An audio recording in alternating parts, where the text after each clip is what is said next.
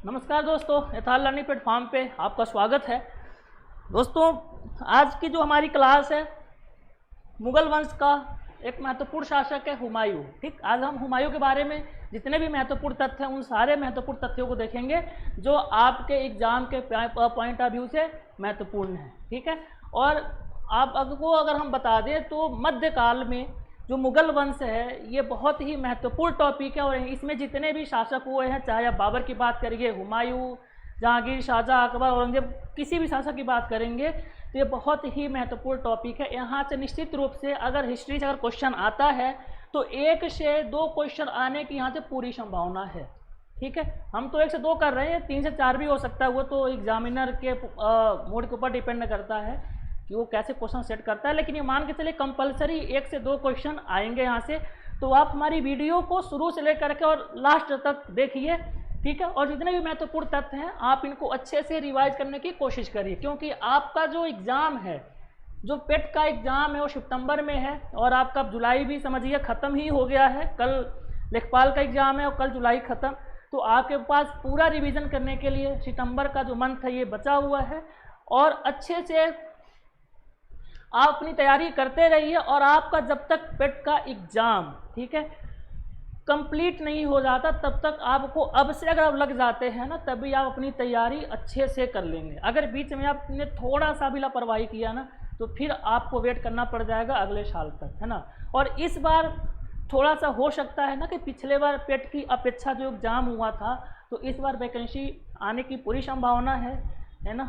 तो आप लोग इसीलिए कोई भी लापरवाही ना करें। और इसी के साथ हम आइए जो हमारा टॉपिक है इस पर चलते हैं और इसको शुरू करते हैं। इसको पूरा दमदार तरीके से देखते हैं, जितने भी महत्वपूर्ण फैक्ट हैं, ठीक, और इसको आप पूरा रट लीजिए, एकदम से घोल के पी जाइए, क्योंकि इसी में से आप एग्जाम में एक क्वेश्चन आने वाला है। ठीक है, चलिए, तो हुमायूं का पहले जीवन परिचय की बात करेंगे। जो बेसिक फैक्ट्स हुमायूं के एग्जाम में पूछे जाते हैं तो हम उसको देखते हैं। अब देखिए, अगर हम हुमायूं के पूरा नाम की बात करेंगे, उसका जो पूरा नाम था क्या था? नसीरुद्दीन मोहम्मद हुमायूं। क्या नाम था? नसीरुद्दीन मोहम्मद हुमायूं। हुमायूं का जन्म कब हुआ था? तो जो हुमायूं का जन्म हुआ था ये हुआ था 6 मार्च 1508 ईस्वी को। कहाँ हुआ था?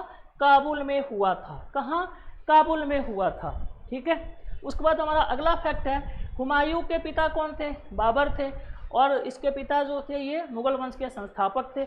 और हुमायूं जो था अपने भाइयों में, ठीक है, सबसे बड़ा लड़का था अपने पिता का। ठीक है, सबसे बड़ा था हुमायूं, और यही जो है उत्तराधिकारी भी बनता है बाबर के बाद। जब बाबर की मृत्यु हो जाती है तो बाबर कहा कि इसको वचन देके क्या रहता है कि बाबर के द्वारा जितने भी महत्वपूर्ण उसके जितने भी क्षेत्र हैं, जितने भी विजित क्षेत्र हैं, तो उसने हुमायूं से बोला था बाबर ने कि तुम्हें जो तुम्हारे जितने भी भाइयों हैं सभी भाइयों को तुम्हें आधा आधा हिस्सा देना होगा।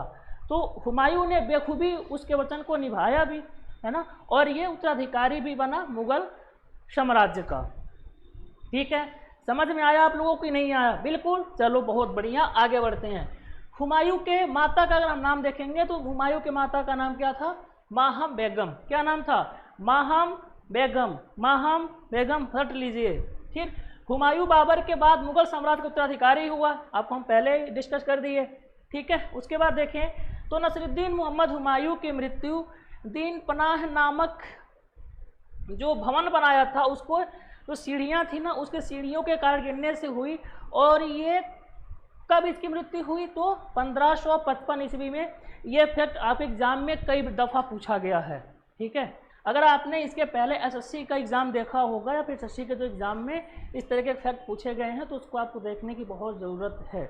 तो फैक्ट इसमें महत्वपूर्ण क्या है? इसकी जो मृत्यु हुई थी, दीन पनाह नामक भवन बनाया था हुमायूं, ठीक, और उसी के सीढ़ियों से नीचे उतर रहा था। ठीक है, और उसी से गिरने के कारण इसकी मौत हो गई थी। कब हुई थी? 1555 ईस्वी में। आगे बढ़ते हैं हम। हुमायूं बाबर का उत्तराधिकारी बना, ठीक है, और इसने अपने साम्राज्य को आगे बढ़ाया। फिर बाबर ने अपने मृत्यु के पहले ही हुमायूं को अपना उत्तराधिकारी घोषित कर दिया था। ये हम फैक्ट डिस्कस कर चुके हैं पहले ही ऑलरेडी। ठीक है, चलिए आगे बढ़ते हैं। और अब जो हमारा अगला है फैक्ट, बाबर के मृत्यु के बाद हुमायूं सफल शासक सिद्ध हुआ था। ठीक है, अब ये तो जो चीज़ें हमने डिस्कस करी, ये हुमायूं के परिचय से संबंधित जितनी महत्वपूर्ण तथ्य थे हमने उसको देखा। अब हम हुमायूं के सैन्य अभियान की बात कर लेते हैं। इसके द्वारा कौन कौन से सैन्य अभियान किए गए थे। तो पहला इसका कालिंजर का जो आक्रमण हुआ था, कब, 1531 ईस्वी में। कब हुआ था, 1531 ईस्वी में। रट लो पूरा, 1531 ईस्वी क्या, कालिंजर का आक्रमण। ठीक है, बहुत बढ़िया। हुमायूं का पहला सैन्य अभियान था। ठीक है, और इस अभियान का उद्देश्य गुजरात के शासक कौन, बहादुर शाह की बढ़ती हुई शक्ति को खत्म करना था। ठीक बात, देखो कालिंजर का जो आक्रमण हुआ था 1531 में, ये जो सबसे महत्वपूर्ण जानने वाली बात आपके लिए ये है कि सबसे पहला इसका सैन्य अभियान था हुमायूं का। तो ये बहुत महत्वपूर्ण है, ये बिल्कुल बेसिक फैक्ट के रूप में आपसे पूछा जा सकता है। तो और इसका उद्देश्य क्या था, जो गुजरात का शासक था, क्या नाम था उसका, बहादुर शाह, उसको ये रोकना चाहता था, जो उसका जो साम्राज्य विस्तार था, ठीक है, जो उसकी शक्ति बढ़ा रहा था अपने साम्राज्य की विस्तार की, तो उसको ये रोकना चाहता था। चलिए आगे बढ़ते हैं। इस सैन्य अभियान के समय उसे खबर मिली कि अफगान सरदार महमूद लोदी, ठीक है, बिहार से जौनपुर की तरफ जा रहा है, और अतः उसने कालिंजर के राजा, क्या नाम था उनका, प्रताप रुद्रदेव, से धन लेकर वापस जौनपुर जाने का फैसला किया।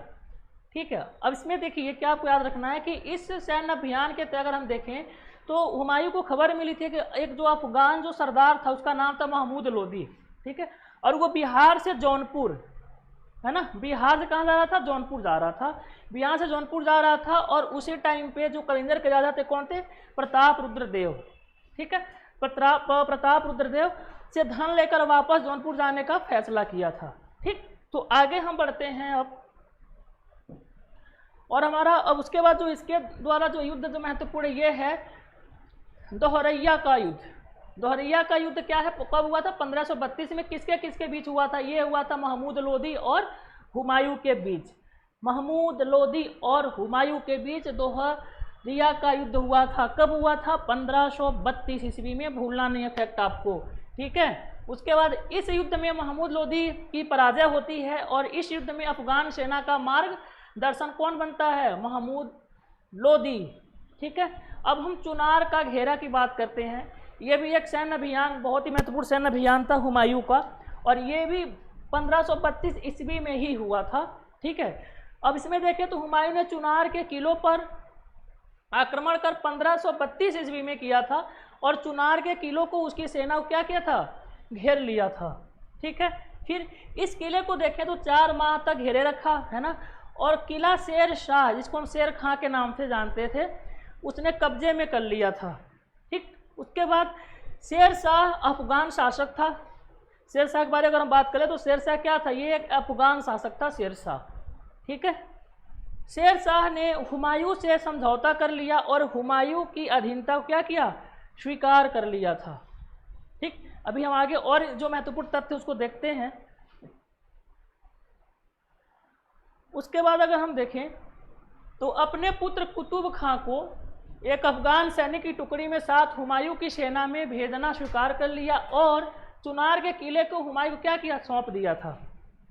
ठीक है, शेर शाह ये तो इसकी अधीनता को स्वीकार कर लेता है हुमायूं के, और अपने पुत्र को इसकी सेना में शामिल कर देता है, और जो चुनार का जो किला होता है, चुनार का किला, उसे हुमायूं को सौंप देता है। ठीक है, चलो उसका अगर हम बात करें तो बहादुर शाह से युद्ध 1535 से 1536 ईस्वी में लड़ा गया था। इसमें क्या हुआ था, बहादुर शाह एवं हुमायूं के मध्य 1535 ईस्वी में सारंगपुर में युद्ध हुआ। ठीक है, और उसके बाद देखें तो इस युद्ध में बहादुर शाह की हार हुई और मैदान छोड़कर क्या किया, वो भाग गया। ठीक है, चलो अब आगे हम देखते हैं।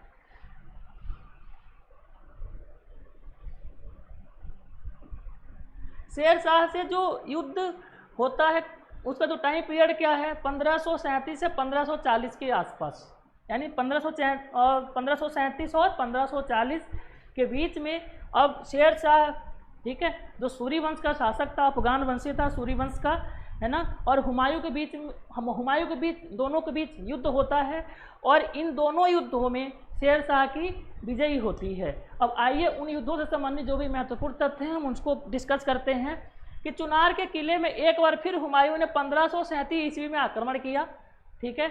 और इस आक्रमण में शेर खां के पुत्र कुतुब खां ने, कौन, शेर खां का पुत्र था, उसका नाम था कुतुब खां। कुतुब खां ने हुमायूं को लगभग 6 माह तक किले में कब्जा करने से रोका और अतः किले पर कब्जा करने के लिए हुमायूं ने क्या किया, एक कूटनीति बनाई और तोपखाने के प्रयोग करके उसको कब्जे में कर लिया। किसको, चुनार के किले को। और चुनार का किला किसके द्वारा कब्जा करने से रोका जा रहा था, तो रोका जा रहा था किसके द्वारा, जो शेर शाह का पुत्र था, इसका नाम है कुतुब खां, ठीक। लेकिन लास्ट में हुमायूं क्या कर लेता है, चुनार के किले को अपने कब्जे में कर लेता है। अब इसके बाद होगा 1539 में ना बहुत भयानक युद्ध होगा, चौसा का युद्ध, शेर शाह सूरी और हुमायूं के बीच में। और इसी युद्ध के बाद शेर शाह सूरी का जो कॉन्फिडेंस है, ठीक है, वो बढ़ जाता है और उसमें हुमायूं को क्या करता है, परास्त करता है। चलिए अब आगे हम देखते हैं।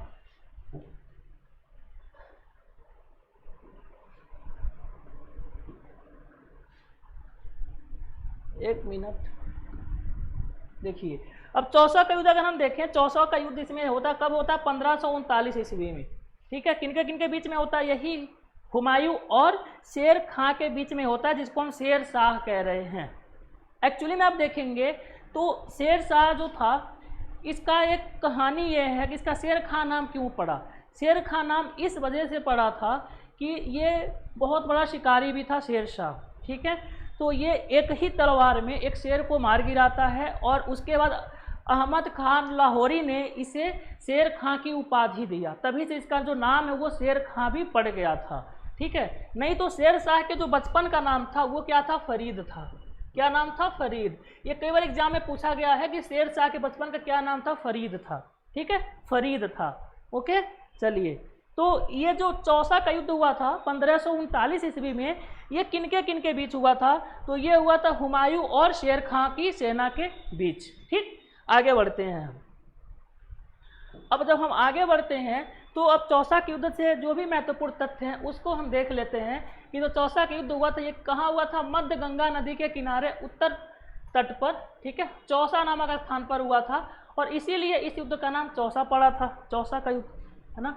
इस युद्ध में हुमायूं की हार हुई, इस फैक्ट को आपको याद रखना है कि चौसा के युद्ध में किसने किसको हराया, ये निश्चित रूप से आपको याद होना चाहिए। तो हुमायूं की हार होती है, किसकी हार होती है, हुमायूं की हार होती है, ठीक है।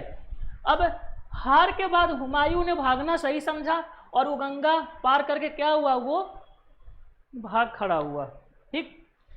उसके बाद चौसा के युद्ध में सफलता के बाद शेर खां ने शेर शाह की उपाधि ली। देखिए, यही शेर शाह था, शेर खां था। पहले समझिए, पहले शेर खां का नाम, बचपन का नाम क्या था, फरीद खां। जब वो एक बार में जब शेर को जब अपने तलवार से जब ख़त्म करता है तो अहमद खां लाहौरी के द्वारा उसे शेर खां की उपाधि दी जाती है, ठीक है, शेर खां की उपाधि दी जाती है। और उसके बाद जब अभी तक कुछ टाइम तक इसका नाम शेर खां ही चलता है, लेकिन जैसे ही जब ये चौसा के युद्ध में विजय प्राप्त करता है तो चौसा के युद्ध में विजय प्राप्त करने के बाद ये शेर शाह की उपाधि धारण कर लेता है, ठीक है। तो शेर शाह की उपाधि शेर खां के द्वारा कब धारण की गई थी, तो चौसा के युद्ध के बाद। और चौसा का युद्ध कब हुआ था, कब हुआ चौसा का युद्ध, चौसा का युद्ध था वो 1539 में हुआ था, ठीक, जिसमें शेर शाह की विजय हुई थी। क्लियर। चलिए, अगर हम देखें तो उसने अपने साम्राज्य को आगे बढ़ाने के लिए खुतवाए तथा सिक्के ढालने का आदेश दिया था। किसने, शेर शाह ने, ठीक, सिक्के ढालने का आदेश दिया था, है ना। अब हम बात कर लेते हैं एक जो और युद्ध वो था, बैक टू बैक जो युद्ध हुआ शेर शाह और हुमायूं के बीच, तो एक चौसा का युद्ध था। अब ये था दूसरा, ये था बिलग्राम, या फिर इसी को हम कन्नौज के युद्ध के नाम से जानते हैं। कब हुआ था, 1540। कब हुआ था, 1540, बिलग्राम का युद्ध या फिर कन्नौज का युद्ध। क्लियर, बहुत बढ़िया। अब यह युद्ध हुमायूं तथा शेर शाह के मध्य लड़ा गया, आपने ऊपर भी देख लिया है। चौसा की तरह इसमें भी हुमायूं की क्या हुई थी, पराजय हुई थी, यानी चौसा का युद्ध और बिलग्राम का युद्ध, इन दोनों युद्ध में हुमायूं की पराजय हुई, ठीक। अब युद्ध में पराजय के बाद हुमायूं सिंध चला गया। कहाँ चला गया था, सिंध चला गया था, ठीक है, इसको आपको याद रखना होगा। चलिए आगे बढ़ते हैं। अब हम उसमें और जो महत्वपूर्ण तथ्य देखें, हुमायूं ने हिंदाल के गुरु शिया मीर बाबा, क्या नाम था, शिया मीर बाबा दोस्त उर्फ मीर अली अकबर जामी, ठीक है, मीर अली अकबर जामी की जो पुत्री थी उनका नाम क्या था, हमीदा बेगम, ठीक।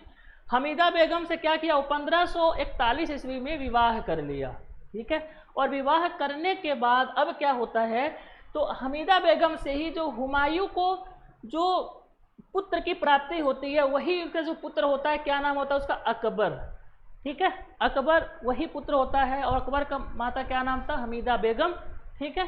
तो अब अगर हम जो और महत्वपूर्ण अगर हम तथ्य देखें बिलग्राम के युद्ध से संबंधित, जैसे ही बिलग्राम के युद्ध में या कन्नौज के युद्ध में शेरशाह सूरी हुमायूं को हराता है, तो हुमायूं चला जाता है सिंध, और जब हुमायूं सिंध चला जाता है तो अब शेरशाह क्या करता है, अब ये दिल्ली और आगरा पे दोनों जगह ना इसका कब्जा हो जाता है शेरशाह का, ठीक है, शेरशाह का कब्जा हो जाता है।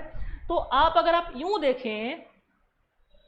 देखें तो हुमायूं और शेरशाह में ये जो दोनों युद्ध होते हैं ना, चौसा और बिलग्राम का जो युद्ध होता है, ये पूरे मुगल साम्राज्य को डिसाइड कर देता है, क्योंकि अब इस युद्ध के ही दौरान ही शेरशाह हुमायूं के पीछे पड़ जाता है, ठीक है। और ये जो लास्ट जो इसका जो बिलग्राम का युद्ध होता है, उसी युद्ध में शेरशाह हराता है उसको और दिल्ली पे अपना अधिकार कर लेता है, कब्जा कर लेता है, अपना शासन चलाता है। फिर दोबारा अब लौट करके फिर हुमायूं आता है, फिर अपना वो दोबारा अपना सत्ता को संभालता है, और वो सत्ता ज़्यादा टाइम तक उसकी कायम नहीं हो पाती है, ठीक है। तो आगे देखते हैं उसको।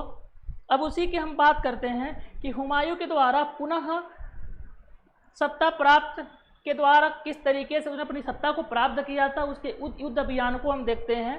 तो हुमायूं लगभग 14 वर्ष तक काबुल में रहा। कितने वर्ष तक, 14 वर्ष तक हुमायूं काबुल में रहा। और हुमायूं ने पुनः 1545 ईस्वी में कंधार और काबुल पर अधिकार कर लिया। ये बहुत महत्वपूर्ण है, ठीक है। आप इसका दूसरा अगर देखें तो शासनकाल यूं कहिए पढ़ रहे हैं, देख रहे हैं, भाग गया और 14 साल तक कहाँ रहा, काबुल में रहा। उसके बाद 1545 में कंधार और काबुल पर अपना अधिकार कर लिया था, ठीक। अब इधर देखते हैं हम, तो शेर शाह के पुत्र अगर हम देखें तो इस्लाम शाह की मृत्यु के बाद हुमायूं को हिंदुस्तान पर अधिकार का पुनः अवसर प्राप्त हो गया, ठीक है। अब उसके बाद 1554 ईस्वी में हुमायूं अपनी सेना के साथ पेशावर पहुंचा। कहाँ पहुंचा, पेशावर, ठीक है, पेशावर पहुंचा। और उसके बाद 1555 में क्या किया, उसने लाहौर पर अपना कब्जा कर लिया था, ठीक है। तो अब जो महत्वपूर्ण तथ्य आगे देखें तो हुमायूं द्वारा किए गए प्रमुख युद्ध अभियान अब कौन कौन से हैं, इस पे थोड़ा सा हम फिर से चर्चा कर लेते हैं। देखिए अब दोबारा जो हुमायूं के द्वारा जो महत्वपूर्ण अभियान थे उसको हम फिर से अब डिस्कस करते हैं। तो ये था एक मछीवाड़ा का युद्ध, कब हुआ था, 1555 में, 1555 ईस्वी में हुआ था। और अगर हम इस युद्ध की बात करेंगे तो मछीवाड़ा का जो युद्ध था, इसमें हुमायूं अफगान सरदार नसीब खां और तातार खां के बीच ये लड़ा गया था युद्ध। मछीवाड़ा का जो युद्ध हुआ था 1555 ईस्वी में, हुमायूं और अफगान सरदार कौन, नसीब खां और तातार खां के बीच ये युद्ध लड़ा गया था। और यह युद्ध अब हम देखें तो मछीवाड़ा, ठीक है, मछीवाड़ा नामक स्थान पर हुआ था। और इस युद्ध में हुमायूं की क्या हुई, विजय हुई। और इस युद्ध के परिणाम स्वरूप मुगलों ने पंजाब में अपना शासन स्थापित कर लिया। तो आपको इस युद्ध को याद रखना है कि पंजाब में जो सत्ता कायम हुई मुगलों की, वो किस युद्ध के बाद होती है, तो वो युद्ध के बाद किसके, मछीवाड़ा का जो युद्ध हुआ था 1555 ईस्वी में, ठीक है। चलिए अब हमारा जो अगला है हुमायूं के द्वारा सैन्य अभियान, उसको डिस्कस करते हैं, सरहिंद का युद्ध, ठीक है। कौन सा युद्ध है, सरहिंद का युद्ध। देखिए सरहिंद के युद्ध की अगर हम बात करें, यह भी 1555 में ही लड़ा गया। और यह युद्ध अफगान सेना तथा मुगल सेना के बीच लड़ा गया था, ठीक है। और अफगान सेना का नेतृत्व सुल्तान सिकंदर सूर ने किया था, ठीक, सुल्तान सिकंदर सूर ने किया था अफगान सेना की ओर से इसका नेतृत्व। और अगर हम मुगल सेना की बात करेंगे तो मुगल सेना में जो इसका नेतृत्व किया था, ये किया था बैरम खान ने। किसने किया था, बैरम खान ने, ठीक है। इस युद्ध में अफगान सेना की पराजय होती है ना। और इस युद्ध के परिणाम स्वरूप 23 जुलाई 1555 को हुमायूं को पुनः दिल्ली के तख्त पर बैठने का पूरा मौका प्राप्त हो जाता है। तो दोबारा कब दिल्ली पर बैठा या किस युद्ध के बाद हुमायूं दिल्ली पर अपना सत्ता कायम कर पाया, तो वो सरहिंद का युद्ध। किस युद्ध के बाद पंजाब पर सत्ता कायम कर पाई मुगल सेना या मुगल वंश का पंजाब पर सत्ता कायम हुआ, तो मछुआरा के युद्ध के बाद। तो आपको जो मेन पॉइंट इस तरीके से ना, इनको आपको पॉइंट टू पॉइंट याद रखना होगा, क्योंकि यहाँ से क्वेश्चन पूछे जा सकते हैं आपके एग्जाम में। ठीक है, चलिए अब अगर हम अगला देखें तो यहाँ तक जो हमारा था हुमायूं से संबंधित जितने भी महत्वपूर्ण तथ्य थे, ठीक है, उसको हमने सभी को डिस्कस किया। और हमें उम्मीद है कि आपको ये वीडियो अच्छी लग रही है, पसंद आ रही है, तो आप हमारी वीडियो को लाइक करें, शेयर करें और सब्सक्राइब जरूर करें। ठीक है, सब्सक्राइब करें, उसके साथ साथ बेल आइकन को भी प्रेस करें, ताकि आप बेल आइकन को प्रेस करेंगे तो हमारी सभी वीडियो आपको टाइम टू टाइम मिलती रहेंगी। ठीक है, और आप हमारी वीडियो को देखिए, अच्छे से पढ़िए, रिवाइज करिए, नोट्स बनाइए और इन्जॉय करिए। ठीक है, फिर आपसे हम अगले क्लास में मिलेंगे। और जो सबसे महत्वपूर्ण बात मैं ये कहना चाहता हूँ कि आपको ये जो हम अभी जो क्लास लिए हैं, इसकी वीडियो की जो PDF है, हमारा जो था लर्निंग जो टेलीग्राम ग्रुप है, आप वहाँ पर जा करके इस PDF को डाउनलोड कर सकते हैं। और आप यहाँ जो क्लिक हियर को आप उसको प्रेस करेंगे तो सीधे आप हमारे YouTube चैनल पर भी वहाँ से आ सकते हैं। ठीक है, तो हमें उम्मीद है कि आपको सारी बातें समझ में आ रही हैं। तो निश्चित रूप से हमारे साथ ऐसे लगे रहिए एग्ज़ाम तक, लास्ट तक हम भी आपके साथ पूरी तरीके से तत्परता से लगे हैं। तो आज के लिए इतना ही, फिर हम आगे मिलेंगे। तब तक के लिए धन्यवाद और आपको बेस्ट ऑफ लक।